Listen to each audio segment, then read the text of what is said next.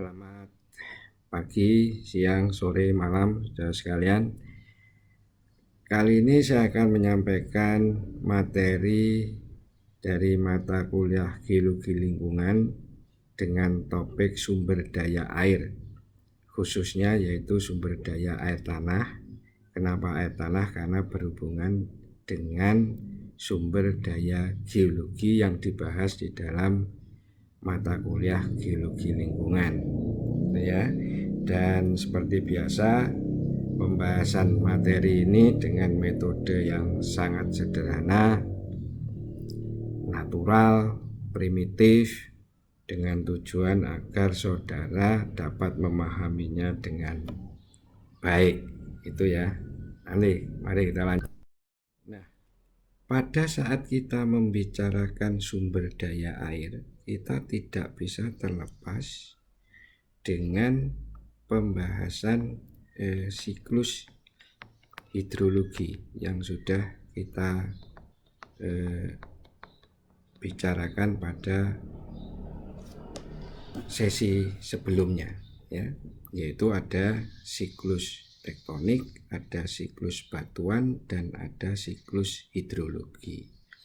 Nah, siklus hidrologi ini adalah proses pensebaran air di bumi di dalam siklusnya, yang kita mulai dari proses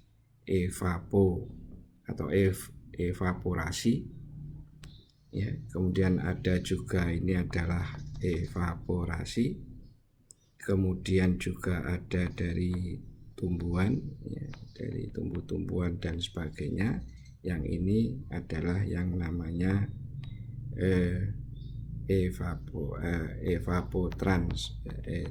transpirasi. Ini adalah transpirasi. Kalau keduanya menjadi evapotranspirasi, semuanya ada di atas sana. Di sini nanti ada proses yang kita sebut sebagai proses kondensasi, ya. Kemudian dia akan turun ke bumi menjadi hujan, yang kita sebut prosesnya adalah presipitasi, gitu ya. Sebagian tentunya akan ke runoff, ya. Nah, sejak dia menempel atau menyentuh bumi, maka dia akan turun ke bawah, yang ini kita sebut sebagai infiltrasi. Nah, pada saat dia menyentuh mulai berada di muka air tanah, ini adalah zona jenuh air. Di bawah ini zona jenuh air, di atas muka air tanah itu adalah zona tidak jenuh air. Maka di sini terjadilah proses yang kita sebut sebagai perkolasi. Ini adalah proses pembentukan air tanah. Nah, kemudian setelah dia berada pada zona jenuh air, maka dia mengalir secara horizontal mengikuti arah aliran air tanah.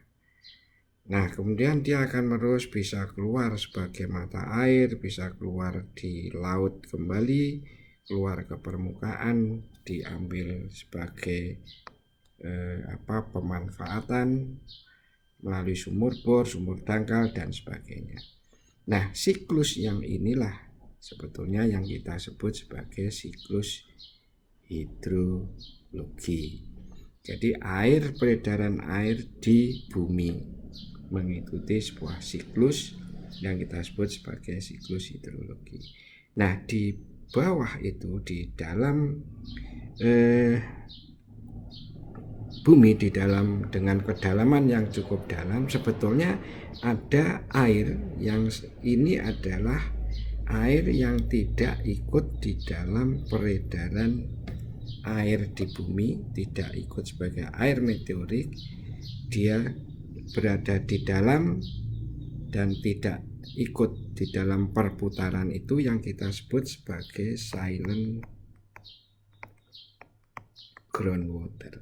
Ini adalah umumnya membentuk air mineral dengan kualitas yang cukup baik. Ya, jadi saudara gambar ini saudara ingat-ingat, kalau saudara gambar lebih mudah diingat, maka ini begini, ini rambutnya, dan ini juga bisa digambarkan supaya saudara tidak lupa dengan gambar ini adalah gambar siklus air di bumi.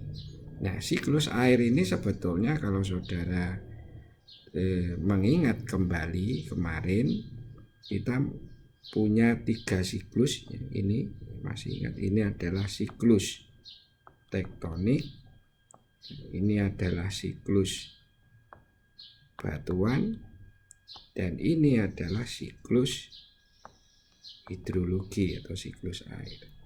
Sudah masih ingat? Maka di sini ada irisan, yang ini adalah sebetulnya groundwater atau air tanah yang terbentuk oleh proses geologi.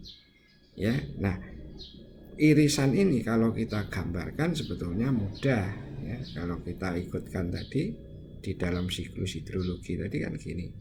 Ini ada presipitasi, ini ada runoff, ya, ini ada evapotranspirasi, kemudian di sini ada infiltrasi, dan terusnya ada perkolasi. Maka di sini ada muka air tanah atau water table. Maka kalau kita kembalikan ke siklus ini, maka gampang. Maka makna siklus batuan, siklus batuan tentunya ada di sini sampai dalam sana. Ini adalah siklus batuan. Nah, terus siklus hidrologinya mana? Siklus hidrologinya adalah ini. Siklus hidronya tentunya dari atas di sini dia akan ke sana. Ini siklus hidrologi. Maka di sini ada yang kita tadi irisan tadi. Irisan ini sebetulnya subsurface groundwater, subsurface water yang di dalamnya ada groundwater. Nah, inilah groundwater. Jadi irisan ini sama dengan irisan ini. Ya, jadi saudara pahami itu bahwa di dalam siklus hidrologi itu nanti membentuk air permukaan, air tanah, dan ada yang di dalam sana yang kita sebut sebagai silent groundwater. Nah, inilah sebetulnya yang tadi saya sampaikan, bahwa groundwater itu karena dia terbentuk oleh proses geologi, maka dia merupakan bagian dari sumber daya geologi. Nah, sedangkan yang di sini saudara masih ingat, ini adalah surface water. Ini adalah groundwaternya. Ya, itu singkat. Nanti kita lihat di berikutnya, gambar berikutnya akan lebih jelas. Nah, selanjutnya sebelum kita bicara lebih mendalam, maka kita harus pahami dulu. Ini adalah penting gitu ya. Ini adalah pemahaman istilah pada sumber daya air.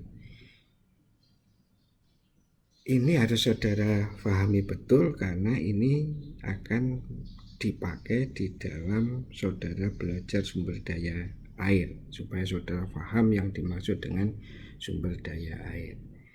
Jadi yang dimaksud dengan air, ya, air di sumber daya air itu adalah semua air yang terdapat di atas, di bawah permukaan tanah, termasuk dalam pengertian ini adalah air permukaan, air tanah, air hujan, dan nah ini yang penting, air laut yang ada di daratan.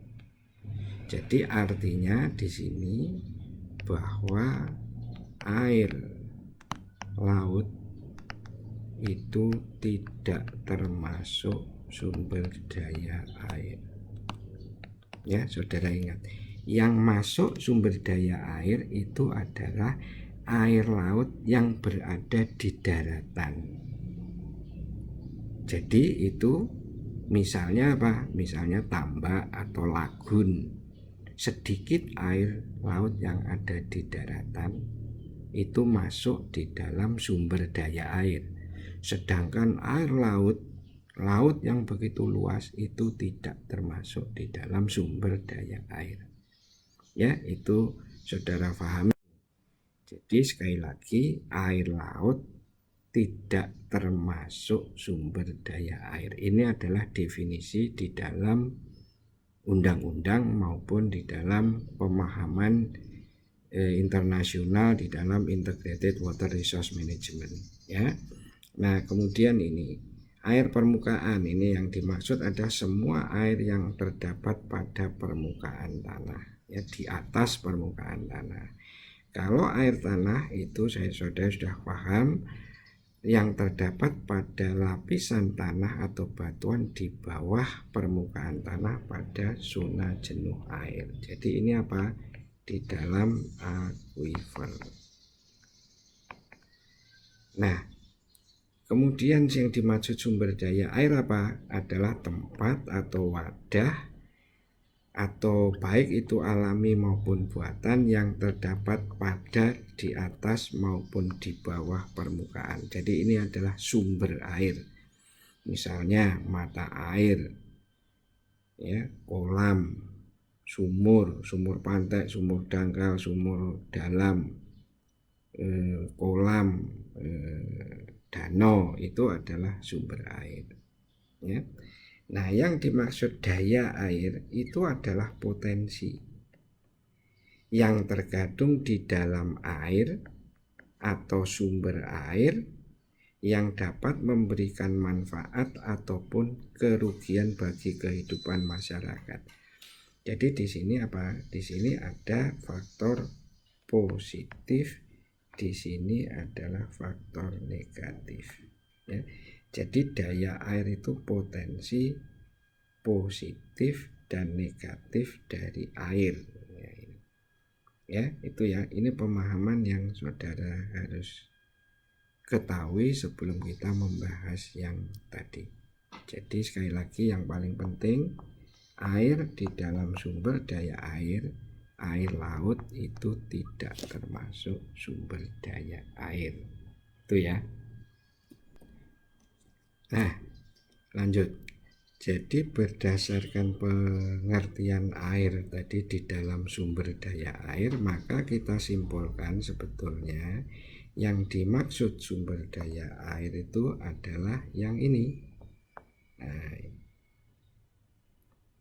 Nah, ini ke sana. Ya, ini adalah sumber daya air. Ya, ini yang dimaksud dengan SDA, yaitu sumber daya, yaitu air yang berada di daratan, baik itu di atas, di bawah, termasuk air permukaan, termasuk air tanah, dan sedikit air laut yang ada di daratan, kira-kira di sini. Nah, yang ada di sini. Jadi ini bukan sumber daya air. Ya, paham ya? Jadi ini adalah pembahasan sumber daya air. Nah, kalau kita lihat, ya, saudara masih ingat bahwa pembagian atau distribusi air di bumi, ya, air di bumi, ya, itu saudara masih ingat itu ya.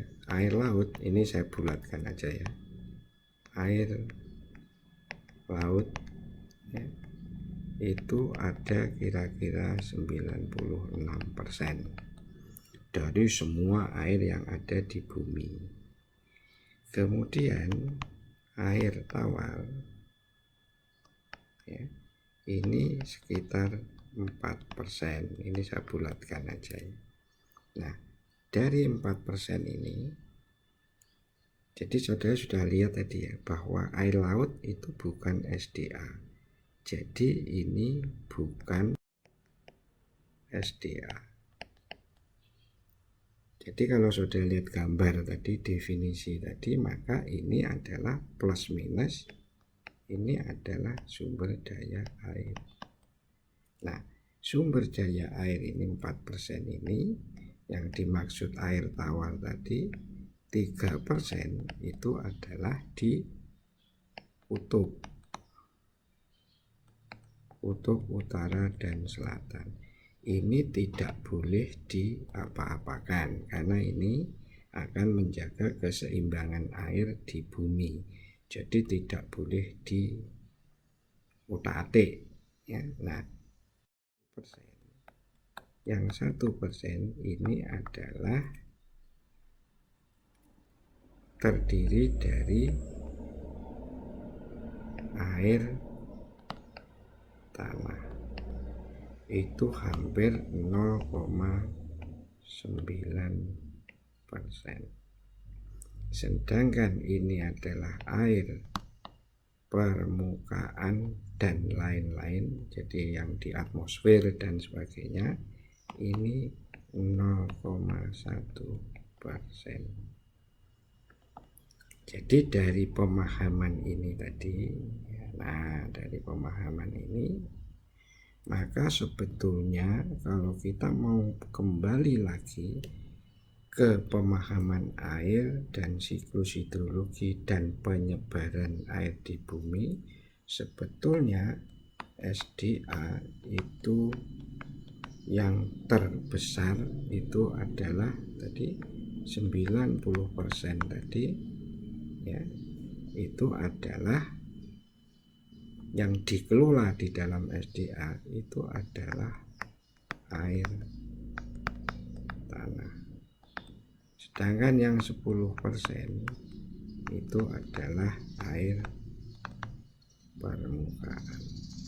Jadi saudara bisa membayangkan betapa pentingnya air tanah itu di dalam pembahasan sumber daya air. Jadi air tanah itu memegang peranan penting, sangat mempunyai arti yang sangat vital di dalam penyediaan sumber daya air di Indonesia, di dunia ini. Karena semua air tanah, semua sumber daya air itu berasal dari air tanah, sebagian besar mencapai 90%. Nah, masalahnya kalau kita lihat bahwa pengelolaan air di Indonesia itu lebih banyak ke air permukaan. Kenapa? Karena itu yang visible, dapat dilihat, itu yang kelihatan oleh program-program kita. Nah, air tanah itu karena invisible. Nah, ini menjadi nomor 2 pengelolaannya.